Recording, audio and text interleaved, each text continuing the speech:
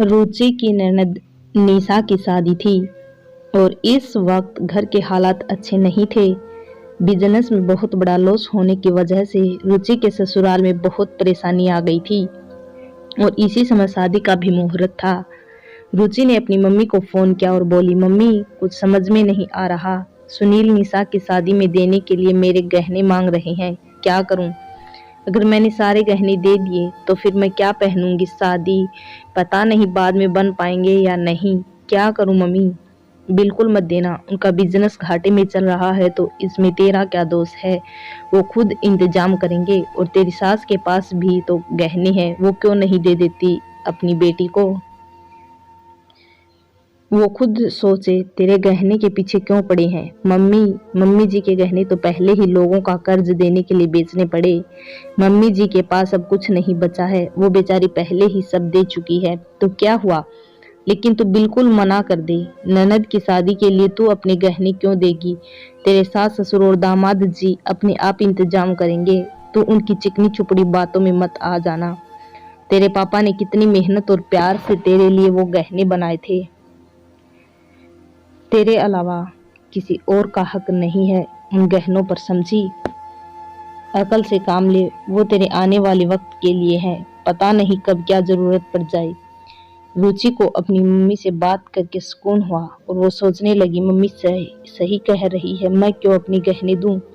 वो लोग की बेटी है, वो लोग इंतजाम करें। पीछे नाश्ते को बुलाने आई बहू नैना ने सास और ननद की फोन पर हो रही सारी बातें सुन ली। नैना को बहुत बुरा लगा अपनी सास की बात सुनकर। नैना बहुत सुलझी और समझदार थी। कई बार उसने अपनी माँ सासू माँ को बातों बातों में समझाया भी था कि वो रुचि के घर के मामलों में दखलंदाजी न करें, पर रज्जो जी की आंखों में अपनी बेटी के प्यार की पट्टी पड़ी थी। लेकिन आज नैना सोच लिया था कि मम्मी जी को समझाना पड़ेगा। माना बेटी से मोह रखना अच्छी बात है, पर उसके घर के मामलों में दखल देना अपनी ही बेटी की गृहस्थी बिगाड़ने का काम है। कहीं ऐसा ना हो कि बेटी के घर तोड़ने का कारण मम्मी जी बने।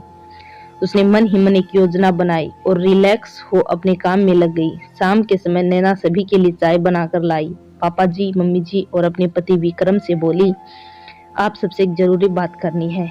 मम्मी जी, पापा जी, मेरे भाई का बिजनेस अच्छा नहीं चल रहा, बहुत घाटा हो गया। पापा भी रिटायर हो गए हैं। जो पैसे उनके पास थे मेरी शादी में लगा दिए, इसलिए वो भी भाई की मदद नहीं कर सकते। उन्हें पैसों की सख्त जरूरत है। क्या मैं अपने मायके से मिले गहने उन्हें दे सकती हूँ? समय आने पर वो मुझे लौटा देगा। अभी वो उन्हें गिरवी रखकर अपना बिजनेस बचा सकते हैं। मैं चाहती तो चोरी से ये काम कर सकती थी, लेकिन मैंने सोचा अपने बड़ों की राय लेना जरूरी है, तो आपसे पूछने आ गई। तुम्हें अपने गहने देने की क्या जरूरत है? तुम्हारी भाभी तो अपने गहने दे सकती है। आखिर मुसीबत में घर की बहू काम नहीं आ सकती तो शादी करने का क्या फायदा? आंखें दिखाती हुई रज्जो जी बोली। जब नैना ने सास के मुंह से ये बात सुनी तो उसने कहा, मम्मी जी, जो बात आपको समझाना चाह रही थी वो आपने खुद कह दी। आज मैं अपने माता पिता द्वारा दिए गहने से भाइयों की मदद करना चाहती हूँ, तो आप मुझे उल्हाना दे रही हैं कि उनकी पत्नी का ये काम करना चाहिए। वो गहने भी उन्हें उनके मायके वालों ने दिए होंगे, तो जब मेरी भाभी अपने गहने को पति के बिजनेस के लिए दे सकती है, तो नंदोई जी को अपनी इज्जत बचाने के लिए बहन की शादी में दीदी के गहने क्यों नहीं दे सकते? सबके लिए आपकी सोच अलग अलग क्यों है? मम्मी, बिजनेस में घाटा हो रहा है और उनकी बहन की शादी करना भी जरूरी है, जो पहले से ही तय थी। तो ऐसे में दीदी अपने गहने अपने पति की मुसीबत में दे देगी तो क्या गलत करेगी? माना उन गहनों पर दीदी का हक है, लेकिन जब वो गहने उनके पति के काम नहीं आ सकते तो उन गहनों का क्या मतलब है? दीदी के सास ससुर और भाई साहब ने दीदी के लिए कभी कोई कमी नहीं की। जब भाई साहब का बिजनेस अच्छा चल रहा था तो उन्होंने दीदी की हर इच्छा पूरी की। मम्मी जी, जब खुशियों पर सबका साझा हक हो तो मुसीबत में क्यों नहीं? लेकिन वो गहने उसके भविष्य के लिए हैं। हमने बहुत ही प्यार से गहने बनवाकर अपनी बेटी को दिए हैं। माँ, गहनों से ज्यादा इंसान की अहमियत होनी चाहिए। सब कुछ सही रहा तो गहने फिर बन जाएंगे। माँ, नैना सही तो बोल रही है, गहने तो फिर बन जाएंगे। अभी जीजाजी को दीदी के साथ और सहयोग की जरूरत है। विक्रम बोला, अगर कल ऐसा कुछ मेरे साथ हो और नैना मेरी मदद करने से मना कर दे तो आपको कैसा लगेगा? मम्मी, हाँ मैं ही बुरी हूँ, तुम सब अच्छे हो, तुम्हें भी कोई शिकायत है तो बोल दो।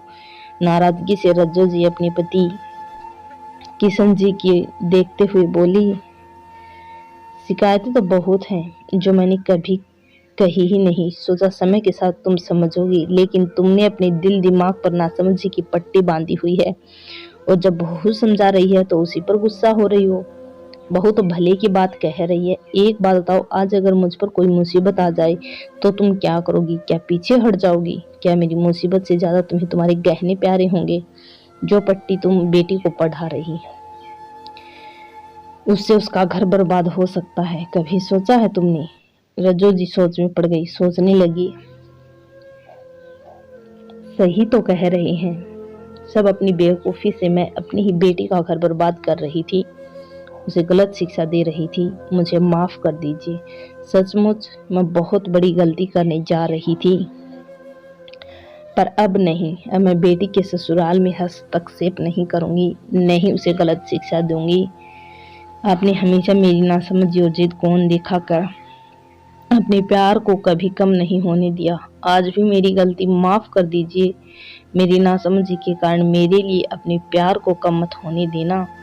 रज्जो, मैंने तुम्हें हमेशा प्यार किया है और करता रहूंगा, क्योंकि प्यार कभी कम नहीं होता बल्कि समय के साथ और गहरा होता जाता है। रज्जो जी का हाथ पकड़ते हुए किशन जी बोले, पापा मम्मी आप भूल गए, हम यही हैं। विक्रम हंसते हुए बोला, अरे मुझे रुचि को फोन करना है। रज्जो जी शर्माते हुए चली गई। किशन जी ने प्यार से नैना के सिर पर हाथ रखा, ऐसी बहू वो तो हर घर में खुशियां ही खुशियां होंगी। दोस्तों, माँ को कभी भी अपनी बेटी के ससुराल में दखल नहीं देना चाहिए, बल्कि परिवार का मतलब ही यही होता। वक्त आने पर हम परिवार की मदद करें, ना कि पीछे हटें। पैसे गहनों को क्या है, ये तो आनी जानी होती है। सब कुछ सही रहा तो पैसे गहने दोबारा बन जाएंगे। इसीलिए रिश्तों को अहमियत दें, ना कि चीजों को। और अपने घर की छोटी छोटी बातें अपने मायके में ना करें, इससे बस रिश्ते खराब होते हैं और कुछ नहीं। धन्यवाद दोस्तों, वीडियो पसंद आई हो तो लाइक करें, चैनल को सब्सक्राइब करें।